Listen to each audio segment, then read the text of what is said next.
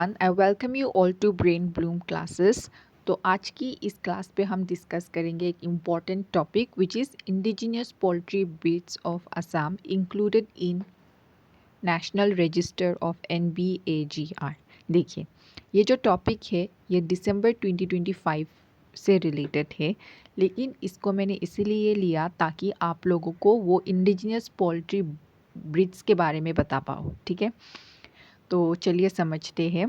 तो देखिए, NBAGR जिसका फुल फॉर्म क्या है, national bureau of animal genetic resources.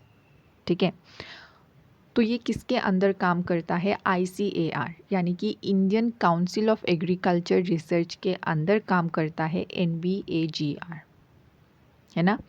तो इसी NBAGR ने आसाम की जो 2 इंडिजिनस पोल्ट्री ब्रीड्स है इनको इंक्लूड किया है अंदर national register of life stock and poultry breeds.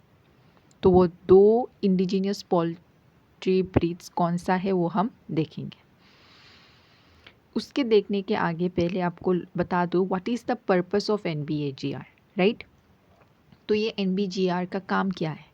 ये आइडेंटिफाई करता है और डॉक्यूमेंट करता है जो भी इंडिजिनियस एनिमल जेनेटिक रिसोर्सेस है, लोकल जो अवेलेबल होता है एनिमल, उनको आइडेंटिफाई करके डॉक्यूमेंट करके उनसे रिलेटेड कंजर्वेशन ये सब करता है। ठीक है, ताकि उनका एक्सटिंक्ट ना हो जाए, उनका जो ब्रीड्स है लोकली जो मिलता है ब्रीड्स उन वो ख़त्म ना हो जाए, उनसे उनसे रिलेटेड कंजर्वेशन करता है।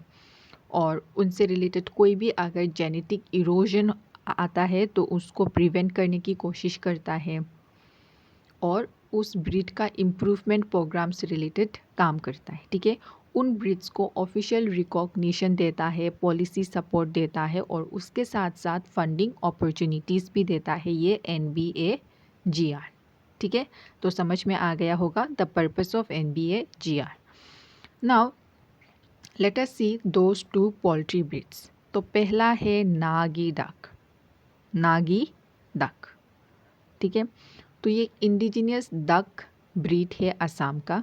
ठीक है, जो मेनली बराक वैली में मिलता है। स्पेसिफिकली अगर हम बात करें तो Cachar and Sribhumi districts of Barak valley ना। बराक वैली की जो डिस्ट्रिक्ट्स है उनमें जो कछार, श्रीभूमि, वो सब डिस्ट्रिक्ट्स में ज़्यादातर ये नागी डक आपको देखने को मिलेगा। ये जो डक है ये अडेप्टेड है to wetland and flood prone ecosystem, hardly breed suitable for low input farming system. और अगर इसकी एग प्रोडक्शन की बात करें तो पूरा साल में लगभग 150 एग्स ये देते हैं। ठीक है, कौन सी डक? नागी डक, नागी।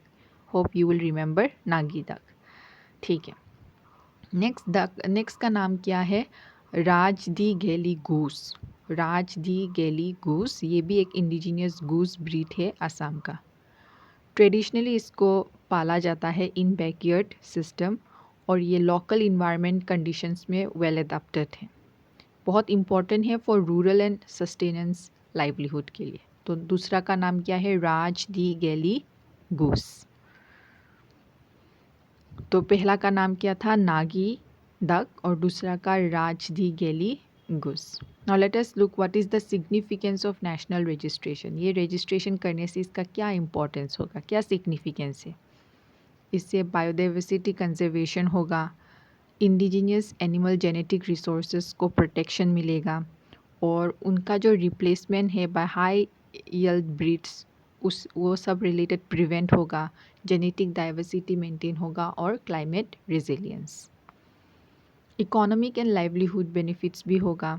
ये प्रमोट करेगा बैकयार्ड पोल्ट्री फार्मिंग, सपोर्ट करेगा स्मॉल और marginal farmers, women lead rural enterprises को भी इंकरेज करेगा और low cost income generation opportunities को भी बढ़ावा देगा, राइट।